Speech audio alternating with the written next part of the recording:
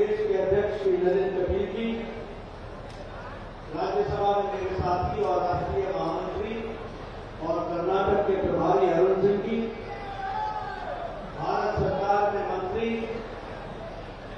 शोभा करंदलाजे जी, हमारे साथी सीपी रवि जी, कर्नाटक सरकार में गोपाल जी, एस.के. सुरेश जी,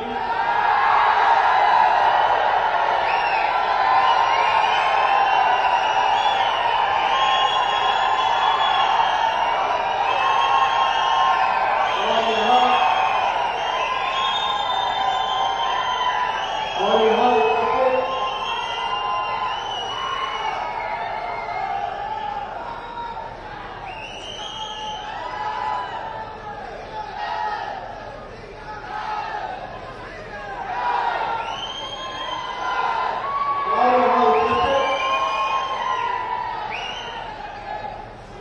हमारे इतनी बड़ी संख्या में इज्जत पाए देवी और सज्जनों, मीडिया के मेरे साथी, प्रिंट मीडिया, इलेक्ट्रॉनिक मीडिया के मेरे साथी और प्रिय बंधु, वैसे तो आपसे विस्तृत रूप में गोमई साहब ने सारी बातें बहुत तफसील से आपको बताई। मैं कुछ ज्यादा नहीं जोड़ना चाहता, लेकिन एक बात मैं स्पष्ट कर देना चाहता हूं कि Bharatiya Janata Party is a discipline party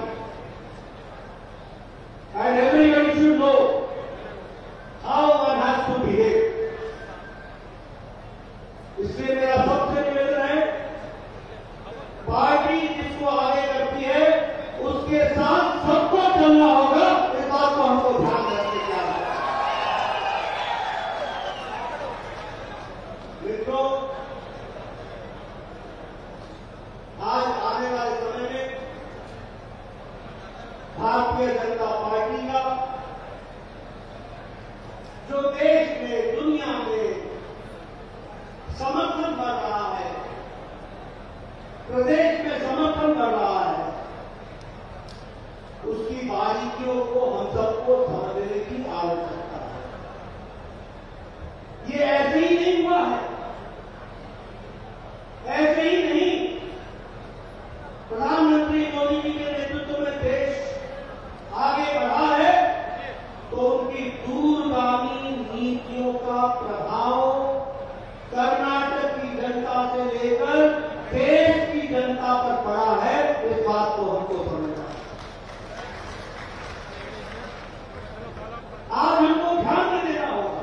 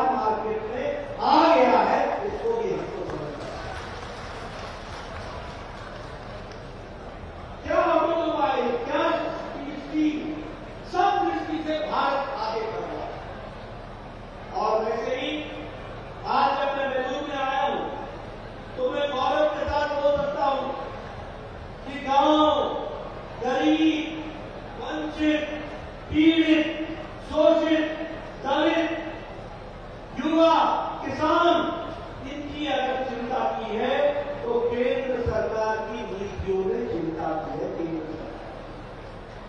और मुझे खुशी है कि पहले येदियुरप्पा जी ने और बाद में मोदी साहब ने अपने बजट के माध्यम से गांव, गरीब, वंचित, पीड़ित, शोषित, दलित, SC, ST इनकी भी चिंता की है।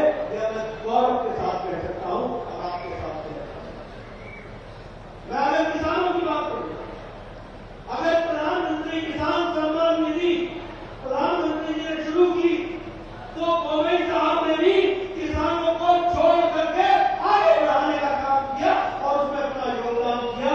आज मैं ये कह सकता हूं, अगर प्रधानमंत्री किसान मानधन योजना प्रारंभ हुई और उसने 40 लाख किसानों को जोड़ा तो 40,000 किसान हमारे कर्नाटक के भी जोड़े गए। ये भी याद रखना। अगर मैं बात करूं ईच ड्रॉप मोर क्रॉप और सिंचाई योजना की बात करूं तो 96,000 करोड़ रुपए अगर प्रधानमंत्री मोदी जी ने सिंचाई में जोड़ा तो बसवराज बोम्मई भी पीछे नहीं है। उन्होंने भी सिंचाई को पूरी ताकत के साथ कर्नाटक की धरती पर डाला। इसलिए किसानों की बात करें, महिलाओं की बात करें, अगर महिलाओं की बात करें, अगर उज्ज्वला योजना किया गया तो फ्री 2 सिलेंडर देने का काम और उस बात को लेकर के बोम्मई सरकार आई है। अगर मैं बात करूं दृष्टि से कि स्वच्छता अभियान को शुरू किया गया तो स्वच्छता अभियान में हमारी सरकार ने, कर्नाटक की सरकार ने भी अपना योगदान। अगर मैं बात करूं बच्चों की पढ़ाई के लिए, स्कॉलरशिप के लिए, क्या नाम है उसका, मुख्यमंत्री रायता योजना, रायता विद्या योजना। इस रायता विद्या योजना में अगर किसानों के बच्चों को, एग्रीकल्चर के बच्चों को अगर स्कॉलरशिप देने का तय किया तो बोम्मई साहब ने हॉर्टिकल्चर को भी जोड़ा और फिशरमैन को भी जोड़ा, मछली पालन करने वाले लोगों को भी जोड़ा। अगर मैं युवाओं की बात करूं तो अगर प्रधानमंत्री जी ने स्टार्टअप शुरू किया, अगर प्रधानमंत्री जी ने स्टार्टअप योजना शुरू की तो यहां भी बोम्मई साहब ने युवाओं को स्मार्टफोन से लेकर के, लैपटॉप से लेकर के, स्कॉलरशिप से लेकर के उनके अरमानों को उड़ान देने का काम किया। तो बसवराज बोम्मई जी ने किया, ये भी आपको काम। अगर मैं महिलाओं की बात करूं और बच्चों की बात करूं तो उनको शिक्षा के लिए स्कॉलरशिप देना, उनके स्कॉलरशिप के साथ साथ उनको प्रोफेशनल डिग्री के लिए जोड़ना, उनको मुफ्त शिक्षा देने की व्यवस्था करना, उनको स्कूल में लाने की व्यवस्था करना, यह अगर करने का काम किया तो बसवराज बोम्मई जी ने इसको अक्षरशः लागू करके दिया है। ये मैं गौरव के साथ और मुझे खुशी है कि इस बार का बजट जो मुख्यमंत्री जी ने रखा है वह बजट युवाओं को ताकत देता है, वह बजट किसानों को अधिकार देता है, वह बजट हमारे महिलाओं को विकसित होने के लिए आर्थिक सफलता देता है, वह बजट हमारी बच्चियों को पढ़ने के लिए ताकत देता है, वह बजट हमारे बच्चियों को स्कूल जाने के लिए सुविधा प्रदान करता है, वह बजट हमारी बच्चियों को टेक्निकल एजुकेशन देने के लिए ताकत देता है, आर्थिक मदद देता है। बात को समझना। अगर मैं बात करूं लेबरर्स की तो उनको भी ताकत देने का काम इस बजट में प्रावधान में किया है।